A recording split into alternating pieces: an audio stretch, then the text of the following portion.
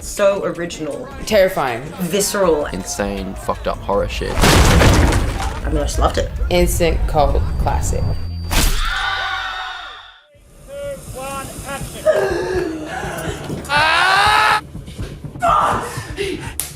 I have had nightmares almost every night shooting this film. You hold the hand.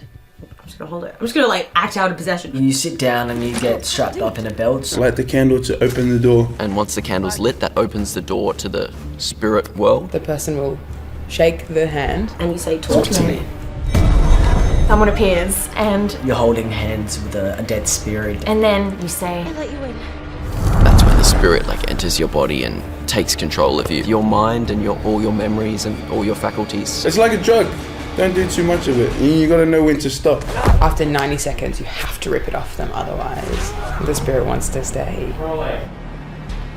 Hey, I'm Danny Filippo. This is my clone, Michael Filippo, and we directed the film Talk to Me. Danny and Michael are really like such incredible directors. I thought they'd be really fun to work with. I had no idea what they'd done before, except that I was told that they had a YouTube channel. Obviously, like, they've got a unique background with YouTube and everything. Growing up in Adelaide, they're like huge here. We were like shooting at a school and these kids were like losing their minds over them. Me and my brothers were super into their videos. A lot of them became like sensations in our household. And then when I got the script and everything and I saw it was Raka Raka, I was like, wow, no way.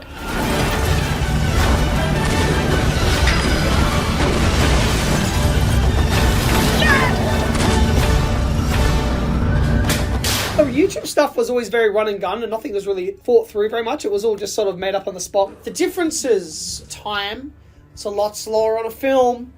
And even like getting permissions and stuff. Like if we wanted to film on a train track, Raka Raka, we just trespass and film on the train track. But with the film, there was more of a plan. There was a team. Everything was thought out. Every single shot, every single line, like everything was like analysed properly. But we still adopted the same energy that we have on our Raka Raka videos. We're gonna pick a number between 1 and 10. 1, 2, 3, 6. Okay, fuck it. One of the most important things as a director is your energy, because you're really driving the whole thing. And they create such an incredible environment on set for creativity to flourish. At times they like come up with ideas in the moment and like feel inspired in the moment and are so willing to just try things out. I find it fascinating how they work. They're kind of their focus is so razor sharp. Their energy is insane. Exploring stuff and throwing curveballs at you. At first, I was like, this is different, man. Like I just hadn't kind of experienced anything like it. It's contagious. I called one of my boys up and he was like, bro, what are the Raka Raka boys like? And then I was just like, fuck, bro. The one thing I gathered from these guys is they're not afraid of death. They're not afraid of death, man. And he was like, yeah, well, fuck. That's exactly the kind of guys you want to be making movies with, us. Underneath all the crazy shit and, all the jokes and stuff, these guys are artists.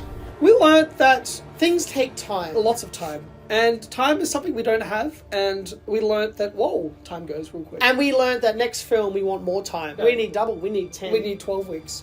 12 would be good. We learned we want 12 weeks. That's Danny and Michael in their filmmaking.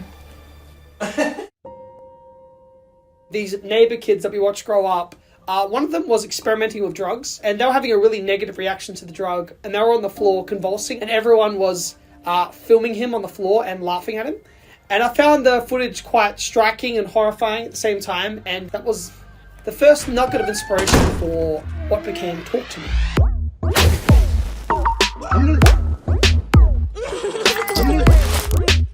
This idea of teenagers using possession to get high, and that actually becoming like a trick, a party game and a thrill and an outlet that actually then can unravel into a psychological descent. I wrote the initial 80 pages, which was just like scenes and ideas and characters and all that sort of thing. And then from there, my co-writer Bill Hinsman started throwing in his ideas to find the theme and find the structure. And then we worked together to mold it and make it into like a coherent film.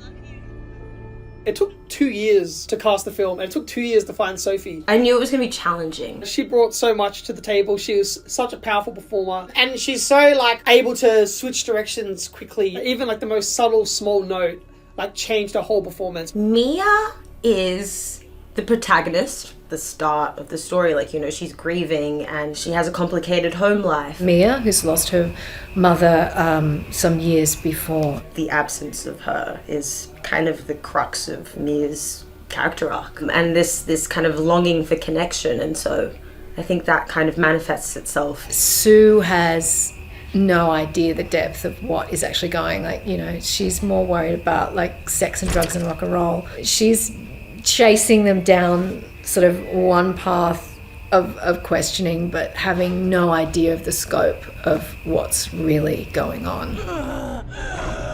The hand is an escape from reality, and, you know, Mia's obviously dissatisfied with the way that her life is at the moment. The hand is a way to release all of that. I'll let you in. What attracted me to this role?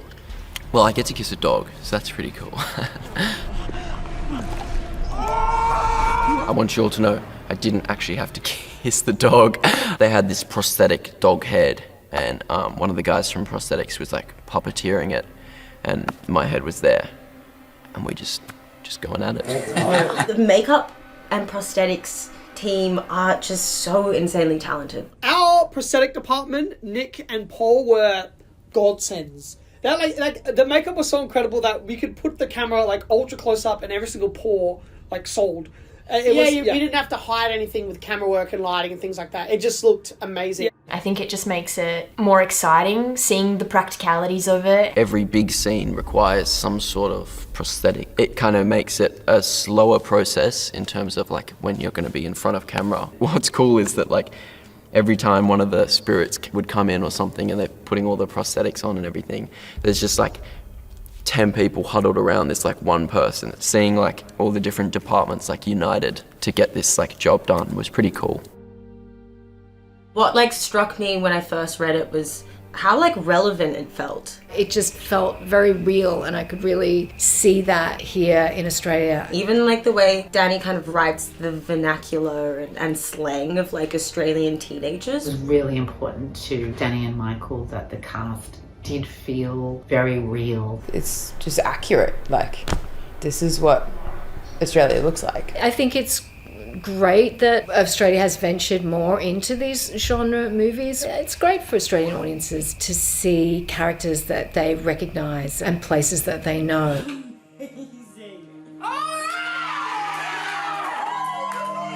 Everything that we've ever done, everything we've ever made was in pursuit of this, of making our first feature film. It was just the best experience ever. I loved every second of it. I felt like I was dreaming, and I cannot wait to another movie. And cut, we got it!